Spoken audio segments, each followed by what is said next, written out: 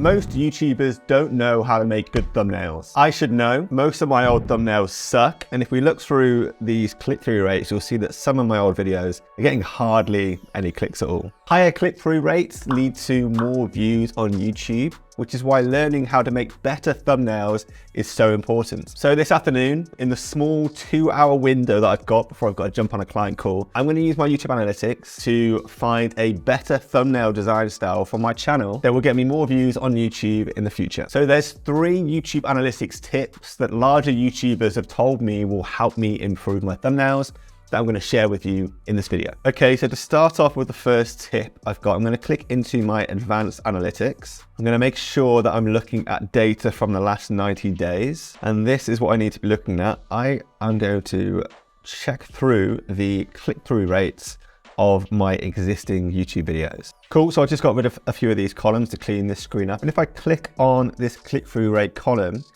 I can see in order from best performing to worst performing, which videos have got the highest click-through rates in the last 90 days. And in theory, by studying these thumbnails that have the highest click-through rates, I can find similarities and patterns in their designs, which will help me learn what design styles to use more in the future to get more views. So sorting through my data like this, I can see that my highest click-through rate is 25%, but that video's only got 32 views in the last 90 days. So it's a bit of an outlier. It's not really accurate data. So I'd say really my highest performing video is a 19.4% click-through rate.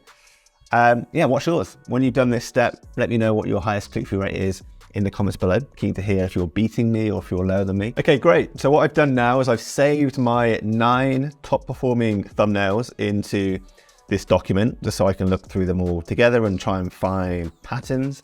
Don't ask me why I did 9 thumbnails and not 10. I just felt like being rebellious, so deal with it. So let's have a look through. Let me know if you can see any patterns in the comments that you think I should be using in the future that I miss. It looks like in nearly every video that has got the most clicks, I have had YouTube logos in them. That's one thing I can take out from this.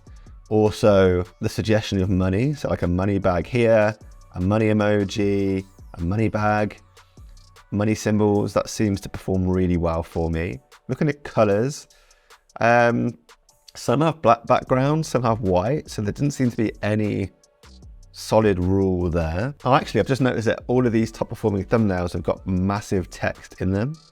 So, get paid, YouTube paycheck, 1 million views. So 2 to 4 words of big text that stand out. And also one thing I'm noticing now looking through this is hardly any of my top thumbnails have me in them. Number 2 does, and number, 7, but the rest don't. So maybe that's something I should remember in the future. Don't put myself in most of my thumbnails. So have a look through your thumbnails too when you get to this stage. Let me know in the comments what patterns you found across your high performing thumbnails. Was it a certain color palette that you were using? Was it you being in the thumbnail, you not being in the thumbnail, a certain font? All of these things can affect how many clicks our thumbnails get. So after completing this step, I really know if I want to get the most clicks possible in the future of my thumbnails, I need to be putting money icons, the YouTube icon, and big text into my thumbnail. And let's jump back into my analytics now to move on to step 2.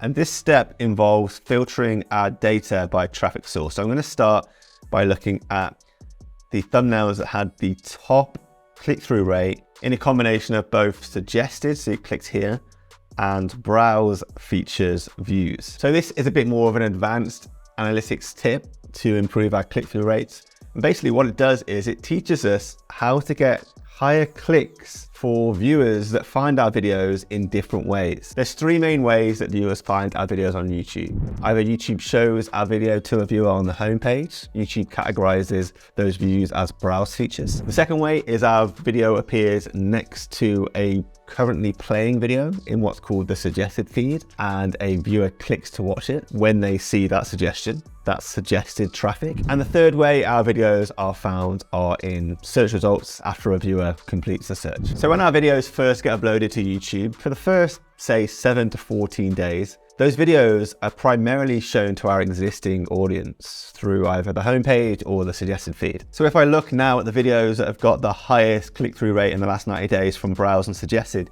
I can see that we're seeing completely different thumbnails here than we did when we just looked at overall click-through rates. So in theory, this bigger YouTuber tells me we need to be using thumbnails that work well in those two traffic sources. But if we look at one of my most popular videos here, you know, it's just passed over 1 million views. After say 60 to 90 days, a video can start to rank in search and get a ton of exposure in the search engine, which has led to the 1 million views that I've got in this video. So later on down the line, if your videos do rank in search like this, it's probably good to know what gets high clicks in the search traffic feed so that you can potentially switch to a thumbnail that works well in search. So I'm going to save another 5 to 10 thumbnails in that document that did really well in browse, and then another 5 to 10 that did really well in search, so I can see the difference. And while I'm doing that, I'd love to know, is this something you do yourself? Do you break your data down to as much detail as looking at different traffic sources? Or am I just being a data freak and taking the advice of people that take this to an extreme? Let me know in the comments. Okay, so this is interesting. When I find my thumbnails that have the highest click-through rate for browse and suggested traffic, they're actually completely different videos. These are the 5 top videos in that category. Looking for similarities and patterns, I can see that I'm in all of these 5 thumbnails, which makes sense because as this is usually what my existing audience is seeing, they're going to recognize me. So me being in the thumbnail helps me get more clicks. There's a lot of black and yellow and red in these color schemes. So that's probably something I should lean more into with my thumbnails for videos in those first 7 to 14 days when they're released. And again, YouTube logo is in everything. So those are what stands out to me. If you see anything different to me, let me know. But then when we go into search traffic, these are the same thumbnails that we were seeing in my overall channel's highest performing thumbnails. That's because most of my views come from search, and we're back to the same principles of big text, me not really in any of these thumbnails, big icons, big logos. So following this expert advanced tip number 2, I now have sort of a design template to use for videos when they first go out, you know, black, yellow with me in them. And I have a template for videos if they start to catch in search and I need to get as many clicks as possible in the search engine. So having those 2 templates available is going to save me a lot of time in the future when I come to making new thumbnails for new videos. If you've done this yourself and you've learned the difference on your channel between what works well for browse suggested and what works well for search, I'd love to hear from you. Let me know below in the comments what you found out about your thumbnails too. Now, the final YouTube analytics tip that I've got for you today that a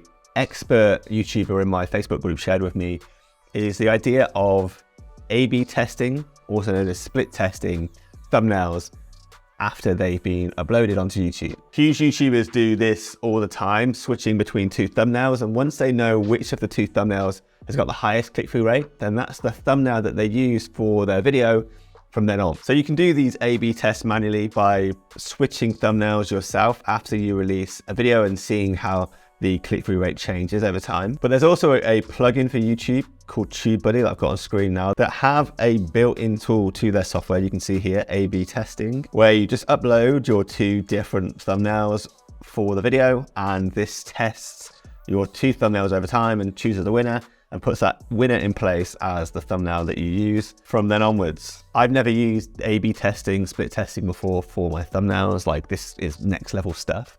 But now that I've got my, you know, design template, my style that I know works well for browse and suggested, I am going to definitely probably install TubeBuddy and just run A/B testing on new videos. Every time I release a new video, put the 2 thumbnails online and see which one wins. It seems like a great tip to just maximize clicks. Okay, so that took me way less than, I've not got to watch them, but the 2 hours that I gave myself to monitor click-through rate and break it down by traffic source to find a thumbnail design style that I can release for videos when I immediately upload them, and for videos if they start to get picked up in search over time. And by using A/B testing, every time I launch a new video to test 2 thumbnail variations, I can see which one wins and use the winning one for the rest of the time that video is online. And those are 3 quick and easy repeatable steps that I can use myself or for my clients if I ever need to improve thumbnails in the future. But unfortunately, in the 6 years I've been on YouTube,